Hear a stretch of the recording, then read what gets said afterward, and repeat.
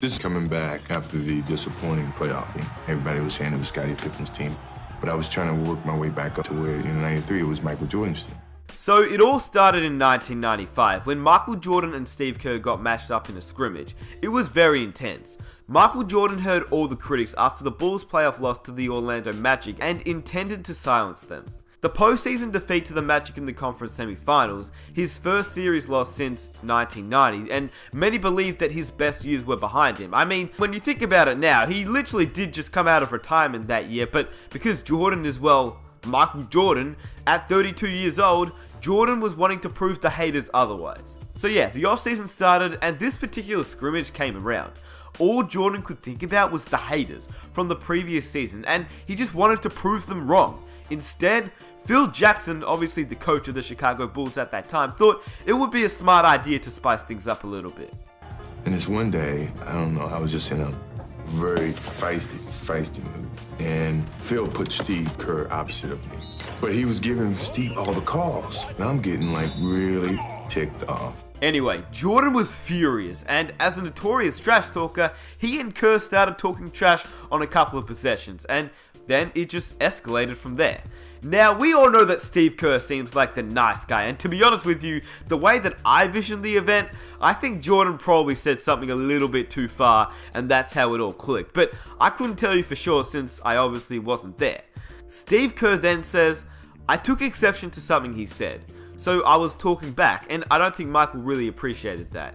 And we got in the lane, and he gave me a forearm shiver to the chest, and I pushed him back. And next thing you know, our teammates were pulling him off me." One thing led to another. Next thing you know, I fouled him real hard. He fouls me real hard. And then before I knew it, I hauled off and just whacked it right in the eye. All the anger, all the comments of people saying that my skills had eroded and I wasn't the same Michael Jordan. And I was letting everything go. Of course, Steve Kerr got the worst part of the incident. I mean, he ended up with a black eye, but that's pretty much what happened to most players when they challenged Michael Jordan. But the thing was, and this is the main reason I wanted to make this video, is that after the fight happened, Steve Kerr earned Michael's respect. But yeah, Steve Kerr, only 6'3" against Michael Jordan, you would assume that he would get the worst of it, and he did. He ended up with a black eye. He threw some punches before, it was all broken up too, so good on him. The next day in practice, I'm looking at Steve. Steve got the biggest black eye. And when I saw him, I went right up to him. I said, "You know what? I'm totally sorry. I just lost my temper." He said it was partly my fault, too. I knew not to push you. We two grown men and teammates stood there for almost 20 minutes apologizing to each other. From that point on, I've always respected him. He didn't give up. He fought back. You know, he may have gotten the worst end of it, but I respect him. Now, the fact that I found really interesting and completely forgot about was the fact that Steve Kerr and Michael Jordan didn't really have much of a relationship at this point.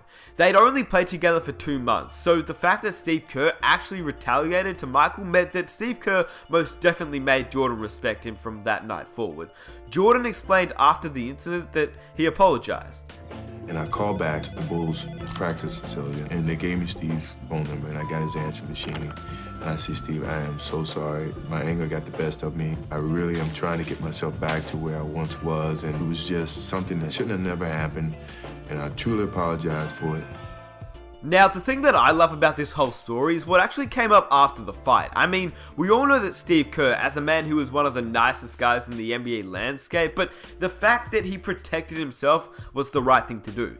He says that he was embarrassed by how he was being treated and he wasn't going to put up with it. He also said that it was a totally different relationship from that point on. There was also mutual respect, with Kerr feeling that Jordan trusted him on the court more in important situations, which we now know is obviously true. Just look at the time Jordan trusted Kerr to take the game winner in the 1997 NBA Finals. That's pretty crazy.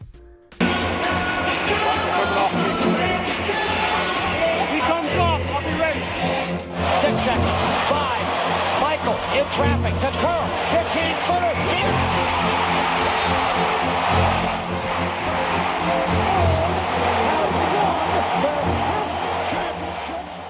Now, it has to be said, The Bulls couldn't have been great without their immense talent of Jordan, Pippen, and Rodman, but they couldn't have been historic without coming together with players like Steve Kerr, Kukoc, and Ron Harper. The Chicago Bulls avoided major issues after the Kerr-Jordan incident and never lost more than 2 games in a row, taking on the characteristics of its coach and its leader. The same relentlessness that produced the training camp tussle led to arguably the best season of all time. After the incident, the Chicago Bulls finished with a 72-10 record, which lasted as the greatest record of all time until obviously the Golden State Warriors beat it, but I mean, the Bulls won a ring, so I still say it's the greatest record of all time. Now, from the NBA landscape and the outside world, from afar we don't really see what goes on in practices, and we're pretty much unaware of the little day-to-day arguments, but I can almost guarantee you that fights like this, maybe not to this extreme, but fights like this do happen a lot of the time, and it's not always a bad thing. It's just 2 players, 2 competitive players just getting into it, and I think it's honestly fine. I think we should maybe not hear more about it, but we should maybe sometimes get a little bit of insight from NBA players, because I think it's pretty cool hearing stories like this, and sometimes it can ultimately be the catalyst for creating tighter bonds, just like Michael Jordan and Steve Kerr. I honestly think that without the scuffle between Michael Jordan and Steve Kerr, the relationship between the 2 players probably wouldn't have been so strong. And I also want to mention the fact that Steve Kerr is probably one of the most genuine people in the basketball world, whereas Michael Jordan, no matter how great he was as a player, which I mean, he was obviously the greatest player of all time, he really wasn't the nicest bloke, and I'm pretty sure most of us know that. He was a great player, don't get me wrong. I'm not saying his basketball talent was not there. It was the greatest, he is the GOAT.